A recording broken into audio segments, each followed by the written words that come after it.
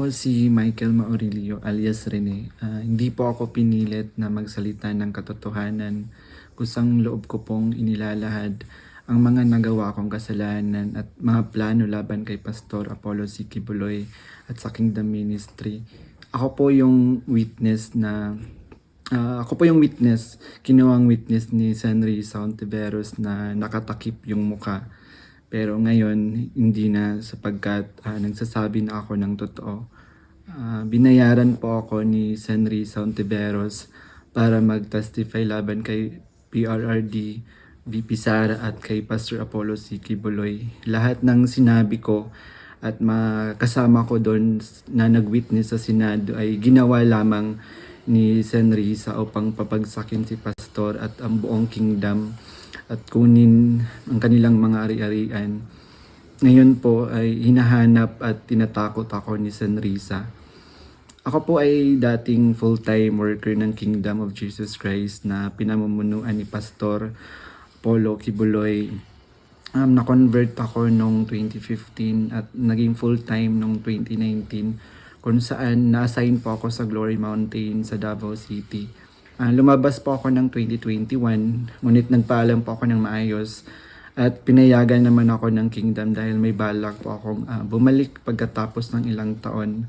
Noong January 2024, nag-vlog po ako kasama ang isang ex-full-time na si Lawrence Capuno dahil nagsimula na noon yung unang pagdinig na sa Senado sa pangunguna ni Senry Sauntiveros tungkol sa mga aligasyon ng sexual abuse at human trafficking na isinampalaban kay Pastor Apollo Kibuloy.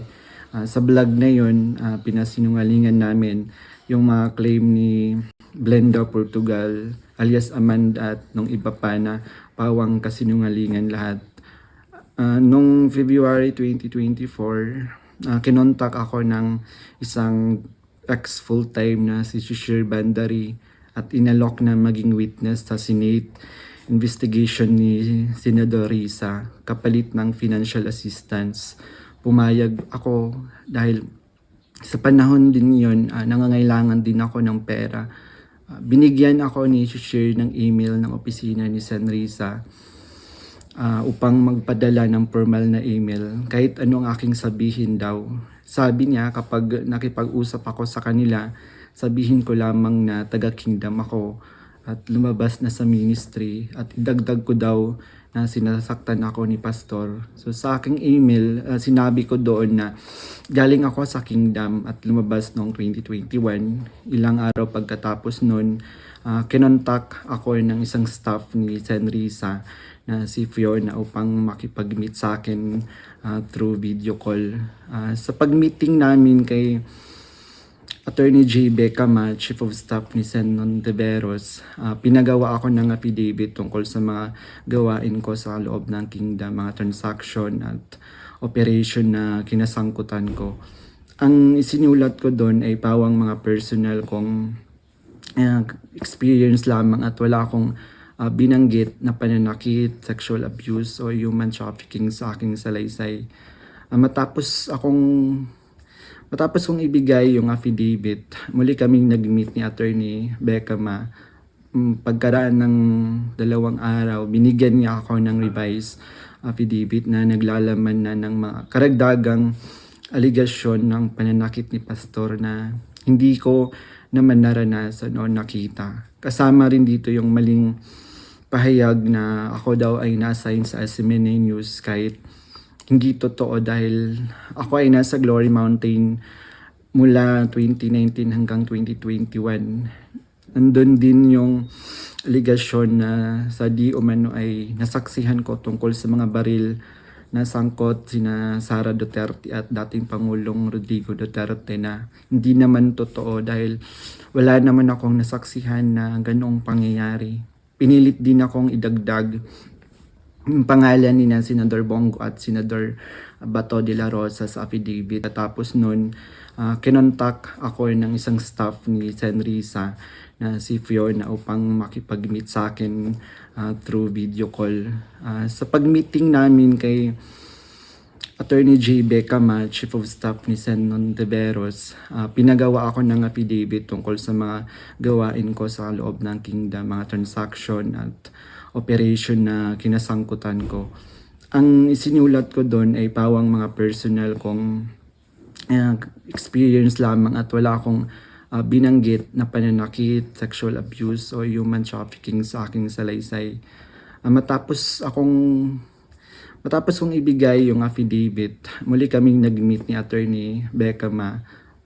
Pagkaraan ng 2 araw, binigyan niya ako ng revised affidavit na naglalaman na ng mga karagdagang aligasyon ng pananakit ni Pastor na hindi ko naman naranasan o nakita. Kasama rin dito yung maling pahayag na ako daw ay na-assign sa SMNA News kahit hindi totoo dahil ako ay nasa Glory Mountain mula 2019 hanggang 2021. Nandun din yung aligasyon na sa di umano ay nasaksihan ko tungkol sa mga baril na sangkot sina Sara Duterte at dating Pangulong Rodrigo Duterte na hindi naman totoo dahil wala naman akong nasaksihan na ganoong pangyayari.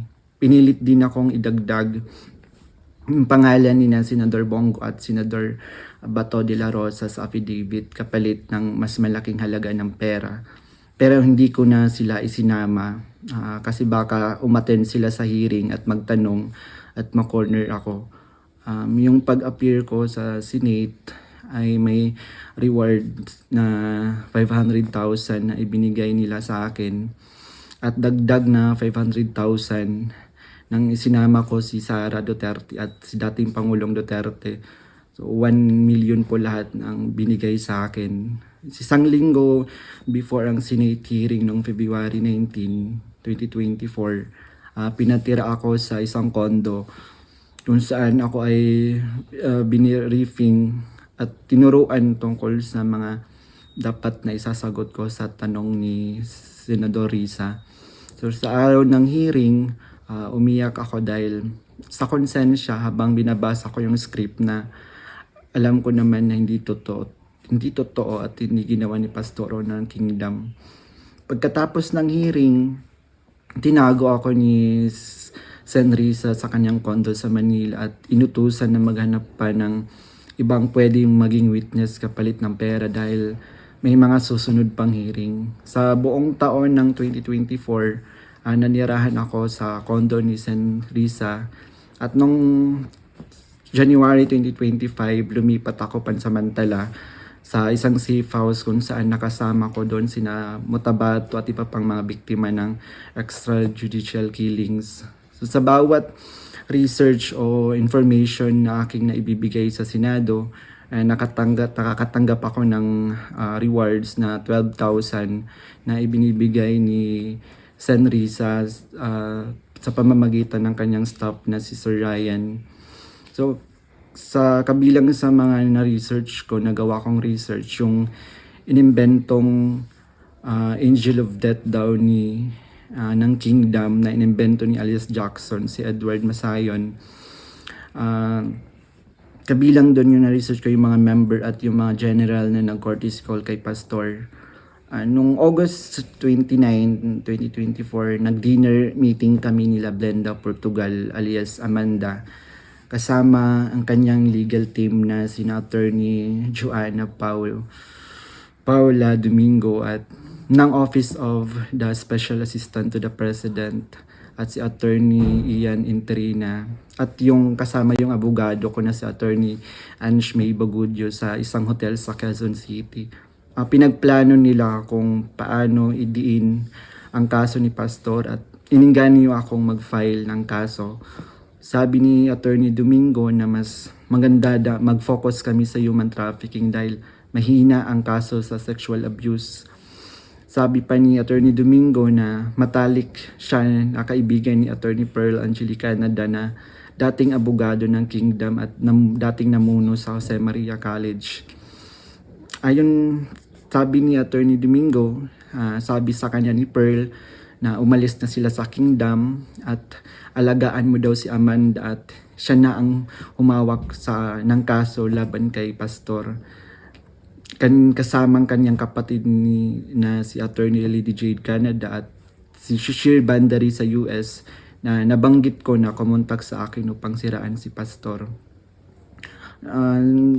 Dagdag pa ni Attorney Domingo na gumagamit sila ng private jet mula kay Secretary Antonio Lagdameo papuntang Davao para sa kaso ni alias Amanda, dahil sabi ni Attorney Domingo, ito ay para sa seguridad nila sapagkat may natatanggap daw silang security threat.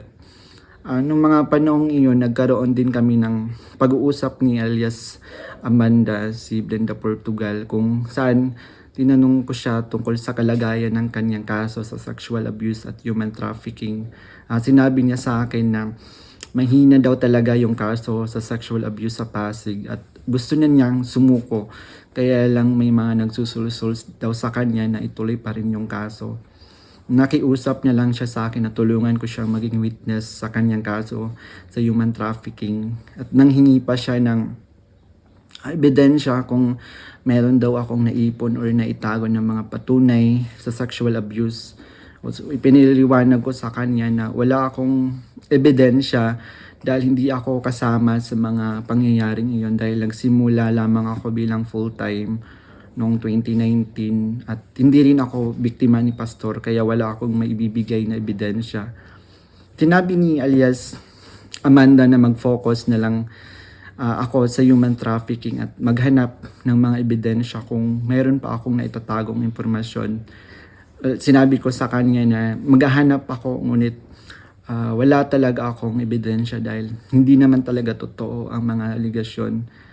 Sabi ni Attorney Domingo na hinahanapan daw nila ng butas upang makasuhan at madisbar si Attorney Israelito Torion upang mawala na daw ito, dahil sabi niya magaling daw ito. So sa panahon ng KOG Sage sa Davao City noong August 24 hanggang September 8, 2024, everyday kami nagmi-meeting kasama yung mga staff ni Sen. Risa, yung PNP, CIDG, nandun yung US Embassy, yung NBI, ang Department of Justice at yung mga tumiwalag sa kingdom mula sa Amerika na sina Ann Lagerder at Arlene Stone. Pinag-uusapan ang plano kung paano ma-extradite o ma-extraordinary rendition si Pastor sa US at paano pabagsakin ng kingdom. Ang pangunahing pinag-uusapan mga meeting ay ang plano sakaling mahuli si Pastor ang plano ay agad siyang extradite sa US at bawiin ang kaso na isinampa ni alias Amanda upang mapabilis ang extradition ni Pastor kapag siya ay nahuli. Subalit, hindi ito natuloy dahil sa pag-aalala sa US na maaaring manalo si Donald Trump sa panahong iyon, na nagdulot ng paghina ng kanilang connection sa gobyerno ng US. So dahil dito, nang mahuli si Pastor, wala na silang pagkakataon na ma-extradite siya, kaya naman nagutos si Sen. Risa Ontiveros sa amin na labanan ang kaso dito sa Pilipinas laban kay Pastor at sa lahat ng mga administrator ng kingdom upang tuluyang pabagsakin ang kingdom. So tinatanong kami ng paulit-ulit kung may alam kami tungkol sa isang bunker daw nung panahon ng KOG Sage, dahil kapag nahanap daw nila si Pastor, babahan ng pera at may bahagi kami doon. Ang bunker ang pangunahing hinahanap, kaya't pinuntahan nila ang lahat ng mga posibleng lugar. Ngunit sa katotohanan, wala talagang bunker sa kingdom, lalo na sa central headquarters. Ang mga updates tungkol sa mga ito ay galing sa kasalukuyang PNP Chief General Nicolas Torre, na siyang nangunguna sa bawat meeting namin at nagtatanong tungkol sa lokasyon ng bunker. Kasama ko rin sa mga meeting na yon sina Edward Masayon alias Jackson, na pumasok sa Kingdom Compound na nagkunwaring pulis dahil siya daw ang nakakaalam kung saan ang bunker. Kasagsagan ng Sage, nag-message sa akin si Fiona, staff ni Risa, na sa pamamagitan ng WhatsApp, na sinabi niya na dapat ko daw tanggalin sa kaso ko si June Andrade dahil isa daw siya sa amin na nagbibigay siya ng mahalagang impormasyon. So ipinaalam ko sa kanya na ipapasa ko muna ito sa aking abogado. Pero ngunit isang linggo pagkatapos nun, tinanong ulit ako kung may contact ako sa Kingdom dahil hindi na raw mahanap si June Andrade. Hanggang ngayon, hindi na siya natanggal sa kasong pinafile sa akin. Nung November 5, 2024, nagkaroon kami ng meeting kasama sina Undersecretary Nicholas T. ng Department of Justice at 4 pang prosecutors. Ang naalala ko doon si Prosecutor Olivia Torrevillas, si alias Amanda, kanyang mga abogado, si Attorney Domingo at si Attorney Ian. 3 representative from NBI, 2 lawyer at 1 agent. Ang sabi ni Yusek sa amin, bawat isa sa amin na nag-witness sa Senate investigation na ginawa ni Risa ay may naka-assign na mga administrator ng Kingdom na kakasuhan namin. Meron reward na 1 million pesos kung magfa-file kami ng kaso laban sa kanila upang tuluyan na daw masira at mawala ang Kingdom at makuha na nila yung mga ari-arian ni Pastor at ng Kingdom. So sa akin, naka-assign yung 2 administrator na sina Eleanor Cardona at si Marlon Rosete. Pati na rin yung 2 key person ng SMNI na si Cristina San Pedro at si Hannah Jane Sancho. May 2 minister, si Carlo Catiil at si Rico Mandin, at coordinators na sina Grace Mandin at si Corazon Dupalag. At yung kay alias Jackson naman, yung naka-assign sa kanya, yung mga lalaking administrator, katulad nila Marlon Nacobo, nasalit si Sister Elizabeth Carion. And kay alias Jerome naman, naka-assign sa kanya yung mga administrator ng mga babae na sina Neneng Lizada at si Teresita Dandan. So sa iba't ibang araw na mga meeting namin, kasama ko yung mga dating full-time worker ng Kingdom na lumabas dahil sa mga nagawang kasalanan sa loob ng ministry. Doon sina Arlene Stone at Ann Lagerder na parehong sumasali through Zoom mula sa US na tinutulungan sila ng FBI. Si Regina Arevalo naman na siyang scriptwriter ng karamihan ng mga binabasa namin sa Senate hearing. Pati na rin yung mga kasama kong mga fake witness na sina Tirao alias David, si Edward Masayon alias Jackson, si Juar Olimba alias Jerome, si Renita Hernandez, si Glenda Portugal alias Amanda, at kasama yung Chief of Staff ng Office ni San Risa na si Attorney J. Becama at yung staff na si Fiona at si Faye. So hanggang sa ngayon, paggawa ko ng affidavit, patuloy ang surveillance at mga planong raid sa mga ari-arian ng Kingdom, kabilang ang mga Kingdom Light Congregation sa iba't ibang bahagi ng Pilipinas, yung SMNI building sa Makati, yung KOG Central Headquarters sa Davao. Bukod dito, tinatarget din yung mga anak ng mga full-time workers bilang mga biktima daw ng human trafficking at child abuse. Ngayon po ay lumalabas ako upang ilahad ang katotohanan na ang lahat ng ito ay gawa-gawang kaso at plano lamang pabagsakin si Pastor at ang buong Kingdom Ministry at kunin ang kanilang mga ari-arian. Hindi ko na masikmura yung mga ipinapagawa ni San Risa na kasinungalingan at ang pamimilit niya na magsampa ako ng kaso kapalit ng pera. Wala pong ginawang mali si Pastor sa akin. Puro kabutihan ang aking naranasan habang nasa loob pa ng Kingdom. Lahat ng ito, sinabi ko ay upang ipagtanggol ang katotohanan kahit nakakatakot dahil sa mga malalaking tao yung sangkot. Pero ito na yung panahon upang tumindig para sa katotohanan.